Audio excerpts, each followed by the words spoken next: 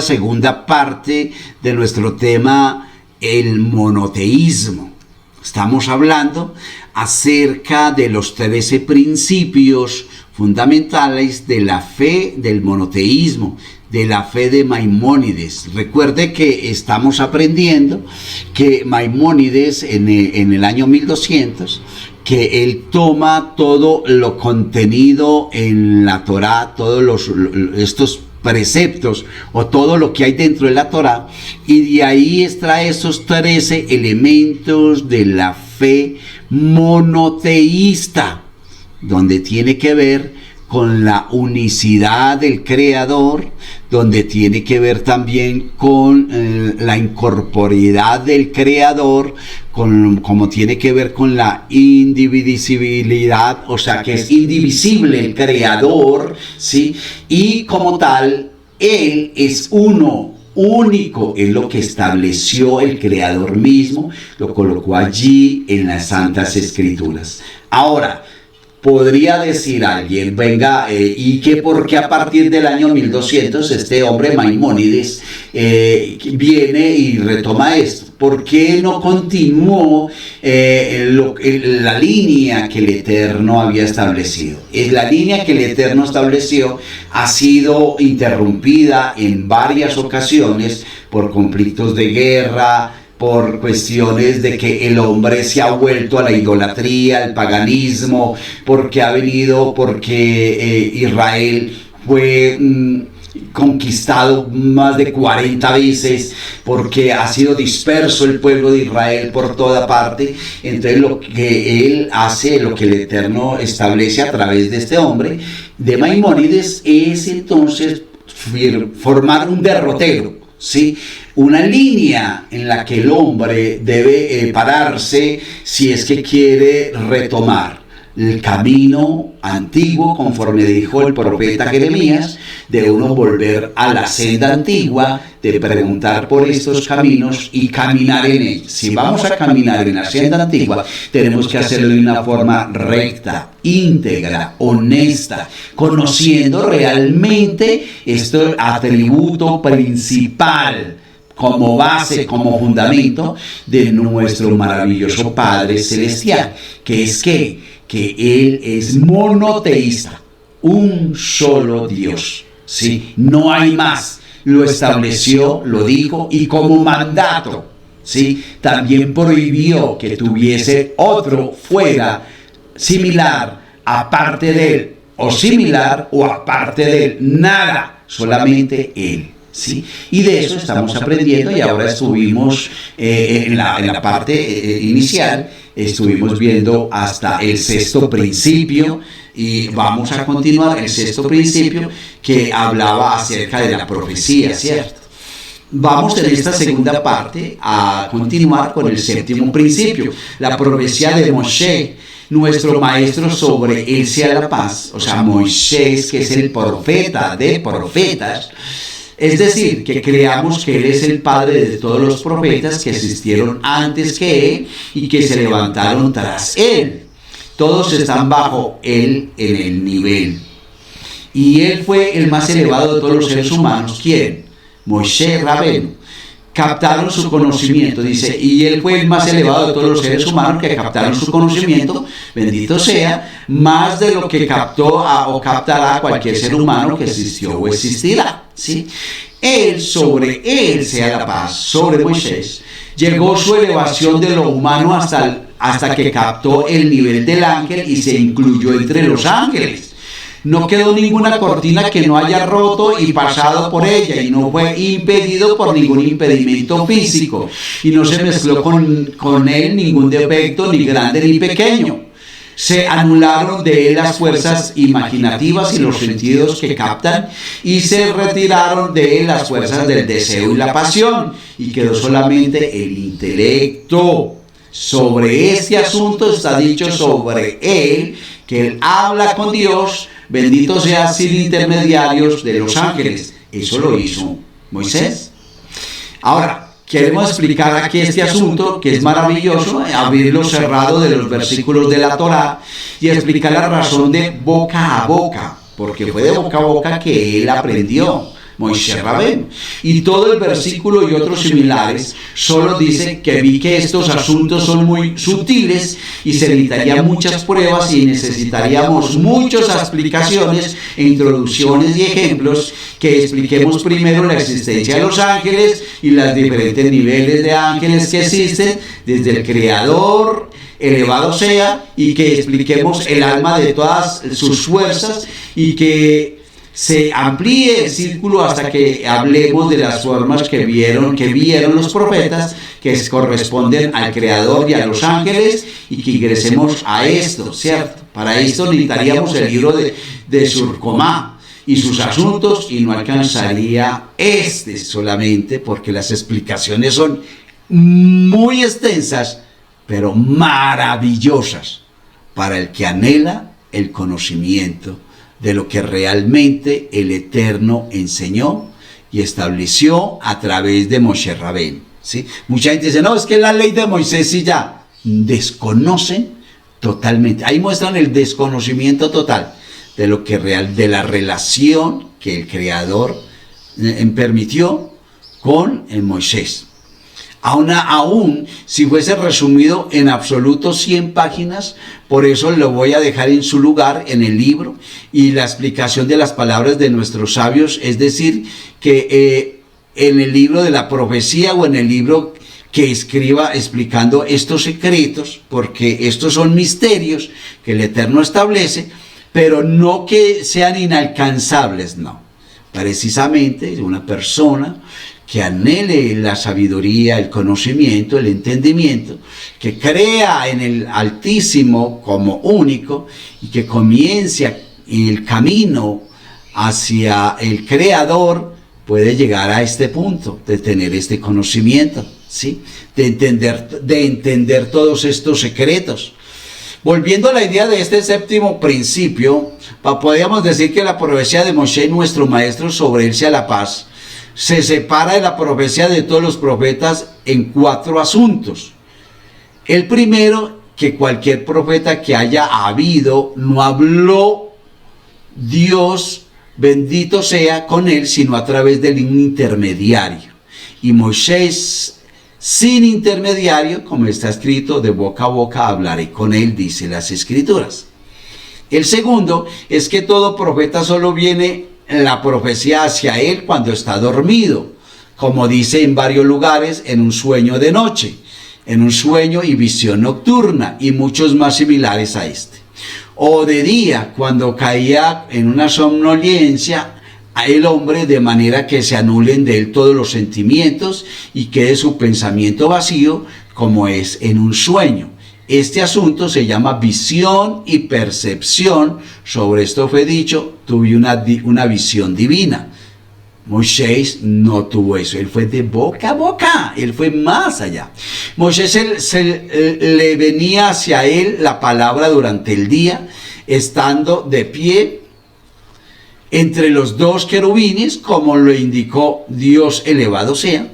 Y me encontraré contigo allí y hablaré contigo desde arriba, desde la tapa del arca.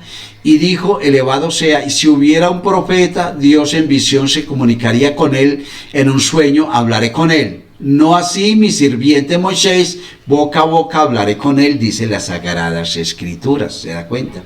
El tercera diferencia entre Moisés y el resto de profetas que hubo fue cuando venga en la profecía, a pesar de ser una visión y a través de un ángel, se debilitarán sus fuerzas y se arruinará su cuerpo y le acaecerá un enorme temor, casi fallecerá.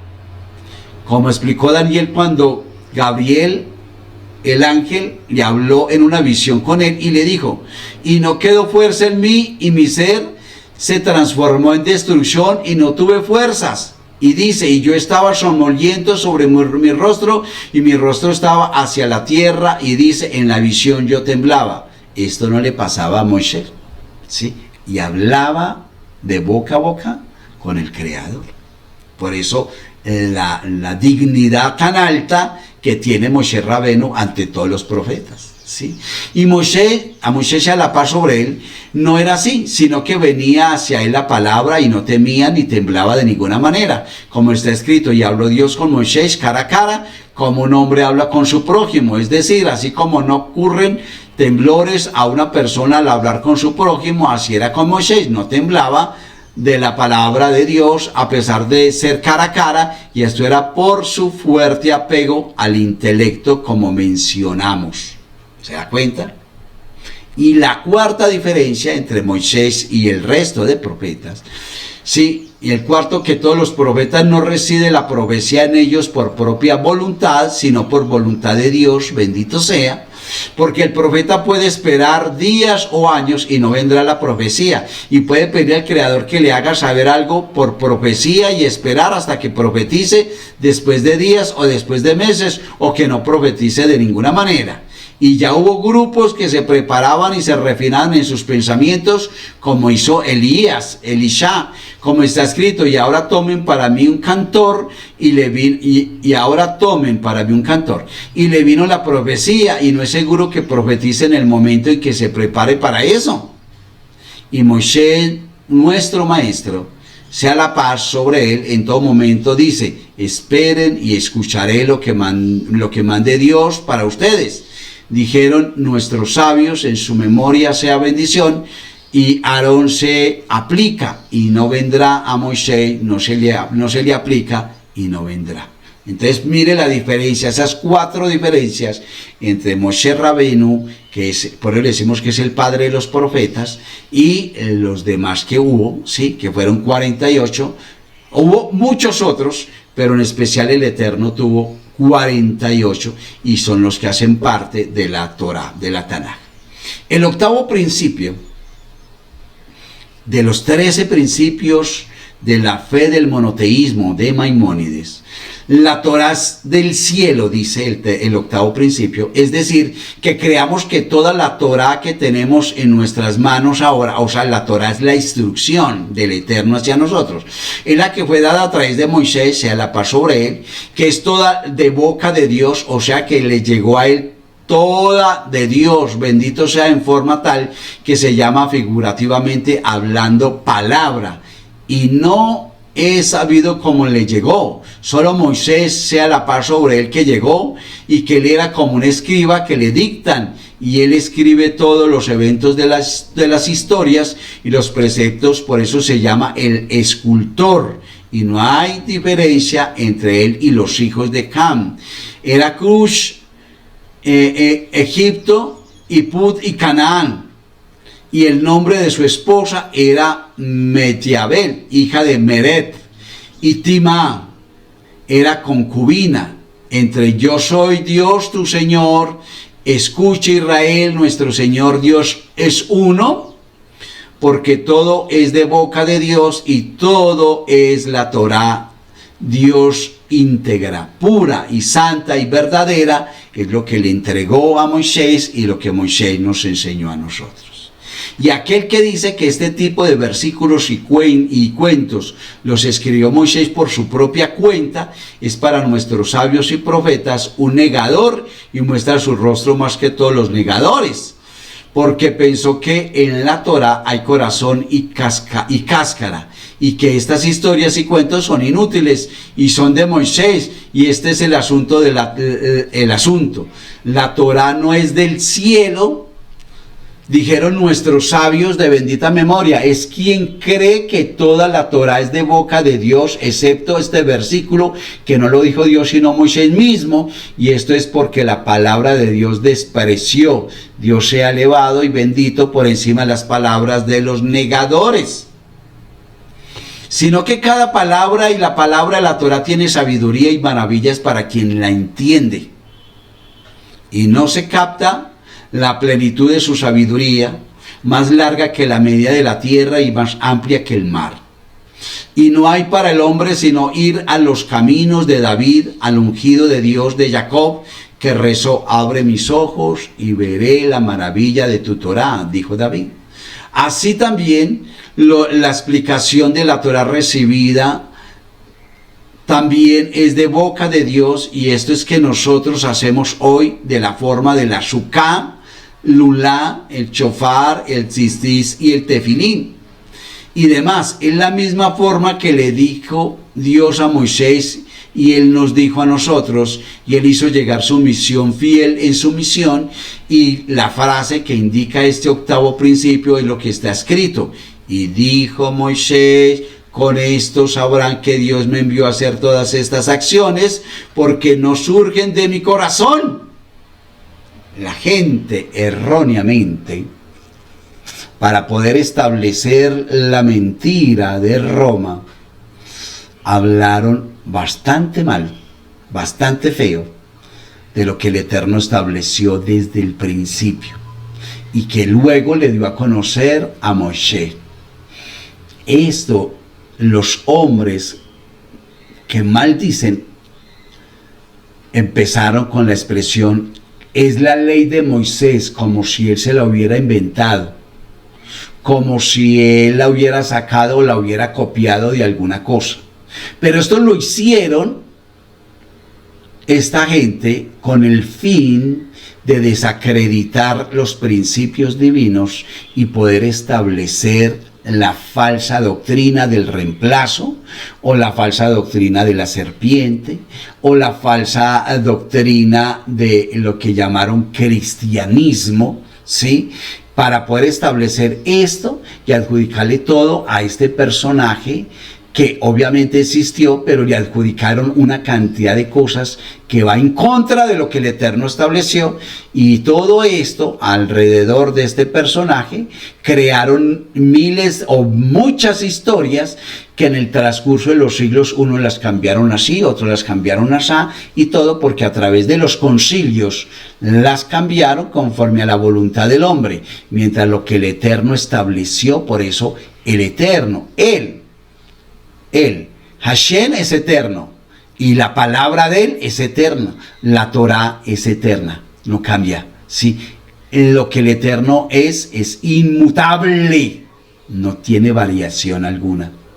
Para sacar luego algo que llamaron Nueva Alianza o Nuevo Testamento, ¿sí? Simplemente para colocar y desacreditar el antiguo. Entonces escriben una cantidad de mentiras que realmente muchos, como lo enseñaron por 20 años, por 2000 años, entonces esto hace que muchos que han creído en eso, murieron creyendo en esa mentira, en esta falacia, y es por eso que lo que hemos dicho en esta enseñanza, tú debes entonces establecer, o le crees al monoteísmo establecido por el Altísimo, el Supremo, o le crees a la trilogía, a la manipulación, ¿sí? Al politeísmo establecido por las diferentes religiones, que está simulado, sí, que usted va y pregunta, si usted hace parte de alguna congregación, va y pregunta, ¿verdad que aquí estamos politeístas? Le van a decir que no, porque se acaba el negocio. Entonces es bueno que miremos todo eso. Hablemos ahora del noveno principio, la tradición, es decir, esta Torá de Moshe fue recibida de Dios bendito sea, no de ningún otro, y ella no se puede agregar, no se puede quitar, ni en la Torá escrita ni en la Torá oral, porque está escrito ambos. No agregarás a ello ni restarás a ello, y ya explicamos lo necesario de este principio al comienzo, y de hecho es un mandato de Deuteronomio, que no deben agregar ni quitar nada de lo que el Eterno estableció. Pero después, al cabo de los siglos, cuando crean la falsa religión, allí en el libro que inventan, que es todo mentira, como muchas cosas, dicen en Apocalipsis que el que le agregue o el que le quite a esto tal cosa, a esta profecía, todo eso es carreta, todo eso es carreta, ¿sí? Porque de antemano lo que el Eterno estableció en el libro de Deuteronomio es que no le quite ni le ponga a lo que el Eterno estableció desde el principio. Está refiriéndose a la Torah oral, o sea, a la instrucción oral, y a la instrucción escrita, ambas que hoy por hoy están contenidas en el Talmud y en la Torá.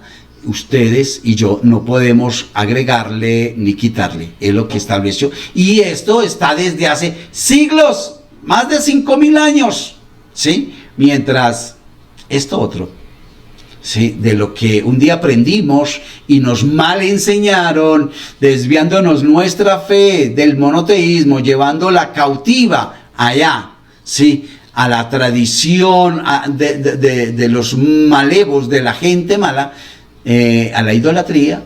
Esto hizo entonces que perdiéramos la figura de lo que realmente el Eterno es. ¿Sí ve? Entonces, vamos al 10º principio de estos 13 principios del monoteísmo, de la fe del monoteísmo. A través de Maimónides dice el 10º principio, que el elevado sea conoce las acciones de los seres humanos y no oculta su ojo de ellos, no como la opinión de quienes dicen dejó Dios la tierra. Él no la puede dejar, sino como está escrito, grande en consejo y con mucho entendimiento, tus ojos están abiertos sobre todos los caminos del ser humano, dice la escritura. Y dice, vio Dios que se multiplicó la maldad del hombre sobre la tierra, y dice, y él gritó a Sodoma y a Gomorra es muy fuerte.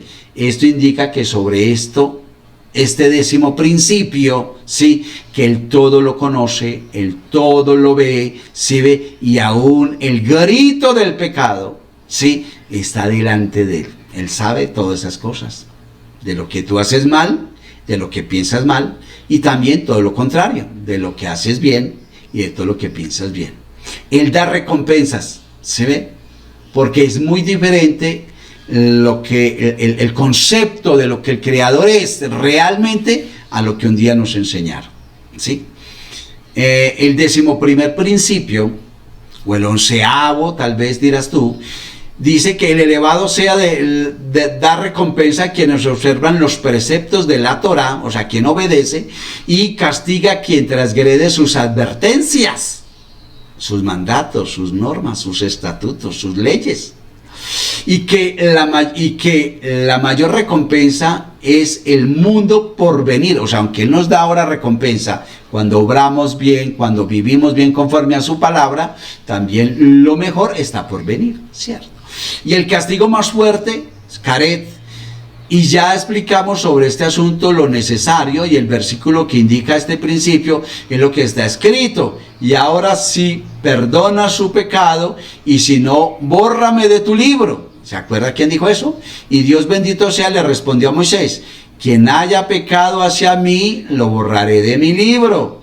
La prueba de que Dios sabe quién les sirve y quién peca, para darle recompensa a este y castigo a aquel. ¿Sí ve? Él lo sabe todo, solo a ese borrará del libro, ¿sí? El 12º principio de estos 13 dice los días del Mashiach, es decir, que creamos y tengamos la fe verdadera que vendrá y no pensemos que tardará. Y si tardara, lo esperaré, y no le pongas un momento.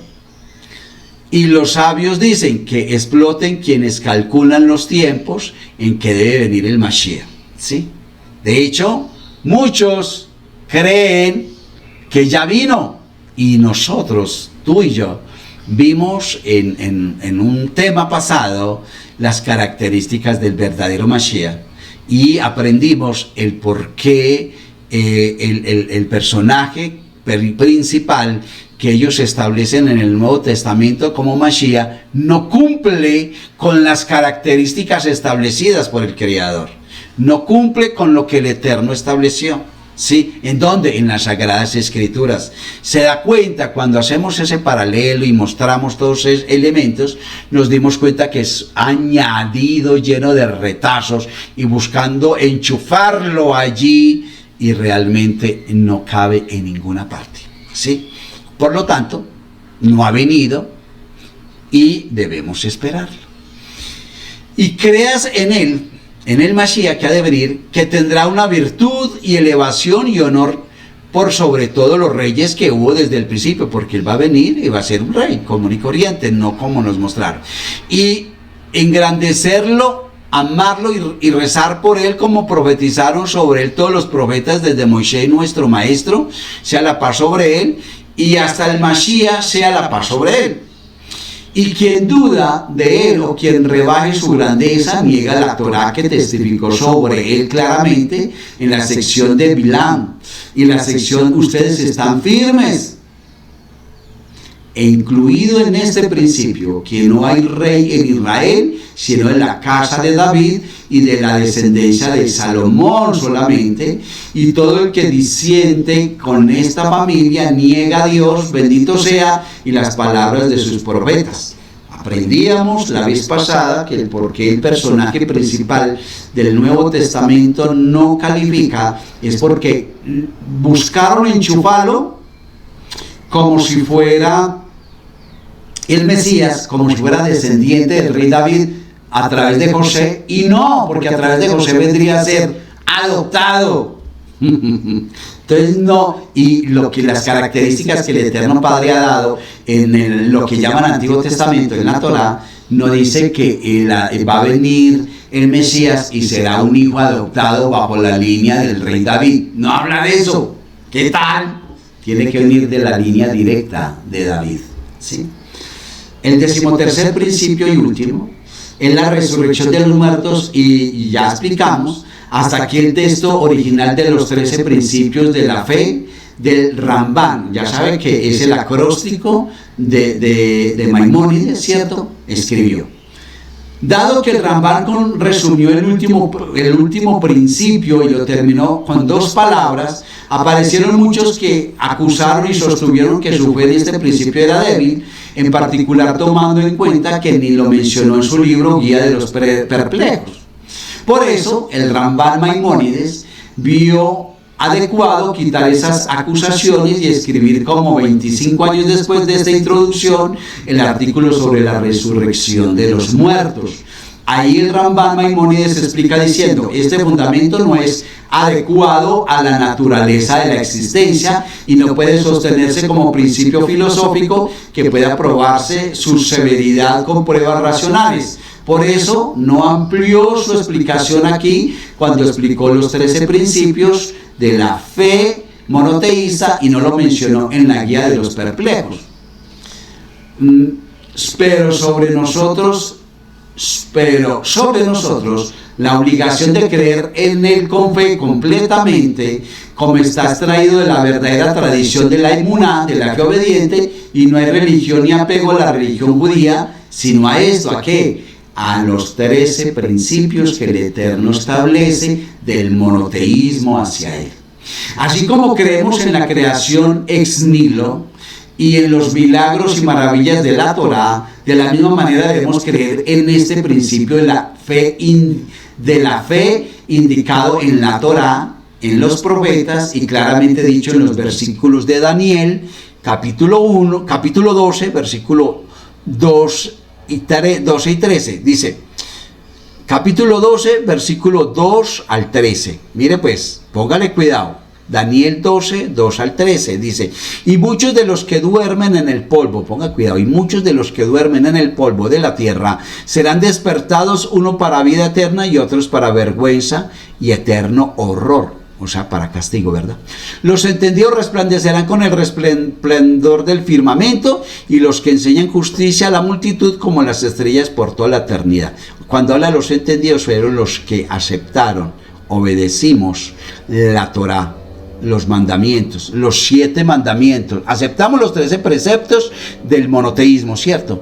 Y obviamente acatamos, obedecimos los 7 mandamientos que el Eterno establece a través de Noé para todos nosotros, ¿verdad?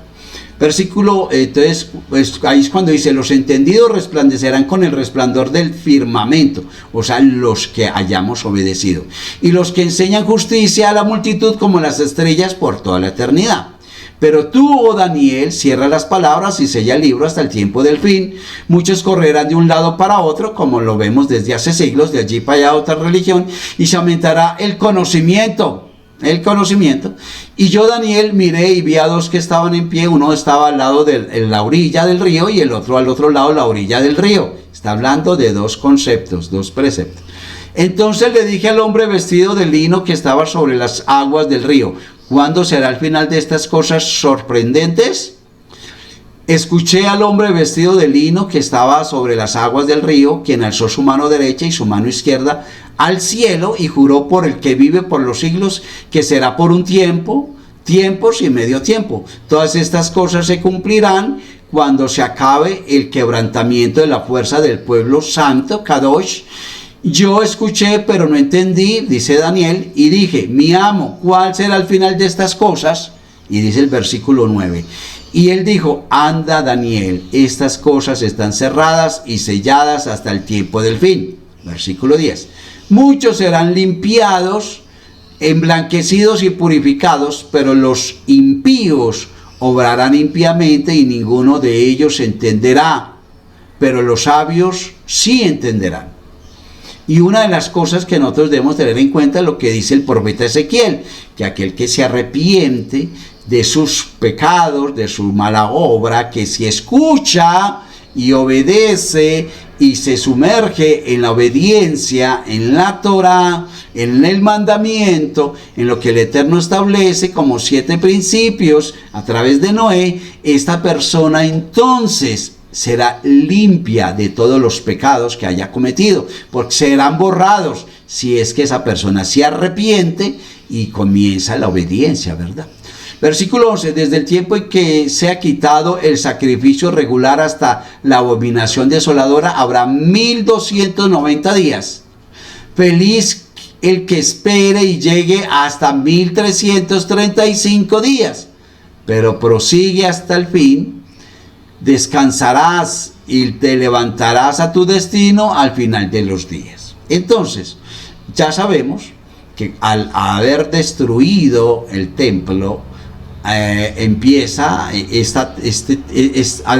haber destruido el templo, no hay sacrificio, cesa el sacrificio, comienza la abominación, y desde eso ya llevamos un tiempo, ¿verdad? Es por eso que debemos esperar que venga el Mesías, porque cuando venga este hombre que viene como rey, será rey, ¿sí? Este hombre, ¿por qué? Porque viene también de la descendencia de David y será ungido. Este hombre va a levantar el tercer templo, ¿sí ve? Y volverá otra vez el sacrificio y volverá todo esto, ¿sí? Entonces, también contra los principios del Rambán, o sea de Maimónides, hubo resistencia, hubo quienes estaban en contra totalmente del fijar fundamentos, como Abarbanel en su libro Rosh Amaná, dijo, cada palabra de la Torah es un gran principio y no se puede tocar, y quien la toca es un negador y está recortando el jardín. Sí, recortando el jardín. Hubo quienes criticaron la cantidad de principios como Rabá Hasdai, Kareshka, en que su libro Osh Arzmen, tras él su estudiante Joseph Albo en su libro Los Principios, que sostuvo solo 3 principios. Primero, la existencia de Dios. Segundo, la revelación de Dios. Y tercero, la supervisión divina, que Dios supervisa y ve las acciones del ser humano y paga cada uno según sus actos. Ya para concluir esta segunda parte de este tema acerca del monoteísmo, Albo sostiene que el Rambán Maimónides separó cosas esencialmente unidas, que son solo un principio, los contabilizó como principios independientes, por ejemplo, la emuná en Dios y la fe en que Dios es uno, porque no puede haber 2 dioses, y un Dios no puede estar dentro de un cuerpo. Entonces estos 3 asuntos son solo un principio, y el Rambán los cuenta como 3, o sea, son 3 principios que llevan a la conclusión de que solo existe un solo Dios, conforme a lo que el Eterno establece, ¿sí? Que es la unicidad, la incorporidad del Creador, y Él es indivisible, ¿sí? Entonces, sin embargo, el Rambán tuvo el mérito de que sus 13 principios del monoteísmo ingresaron en los rezos de todos los judíos y son mencionados día a día por miles de judíos, ¿sí? Esto es entonces lo concerniente a este maravilloso tema de lo que significa el monoteísmo. Y para poder entender el significado o parte del significado del monoteísmo, porque la verdad es muy amplio, debemos comenzar precisamente por esto, por conocer estos 13 principios de la fe de Maimónides, ¿sí?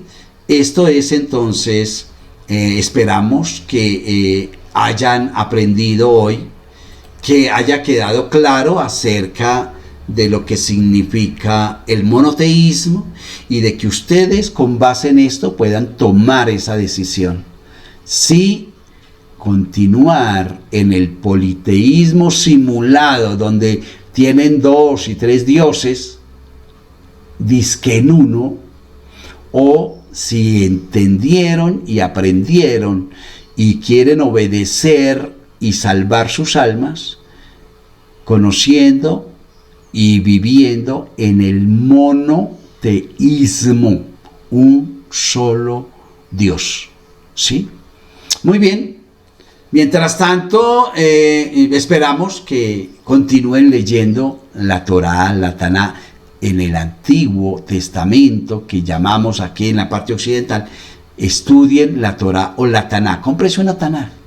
La Tanaj real viene, la Tanaj real viene sin ningún añadido, o sea, viene sin ningún Nuevo Testamento. Por eso llaman nuevo, porque fue algo que enchufaron ahí y queriendo con eso desvirtuar lo que el Eterno es y lo que Él estableció, para que lo tenga en cuenta. O si usted ya tiene una Torá que contiene, una Tanaj que contiene este libro, ¿sí? Pues omítalo y más bien estudie lo que realmente el Eterno establece, ¿sí? Mientras tanto, le invito para que se conecte al Creador, para que se una a Él, para que viva en oración, para que lea la palabra, la Escritura, para que viva conforme a los 7 mandamientos del Eterno que ha establecido para este pueblo. O sea, porque una cosa es el pueblo de Israel y otra es el resto de la humanidad, los hijos de Noé, como somos tú y yo. Que el Eterno les bendiga grande y abundantemente, y le esperamos en la próxima, si el Eterno nos permite, seguir conociendo y aprendiendo más acerca de la verdad de las Escrituras. El Eterno le bendiga. Shalom, shalom.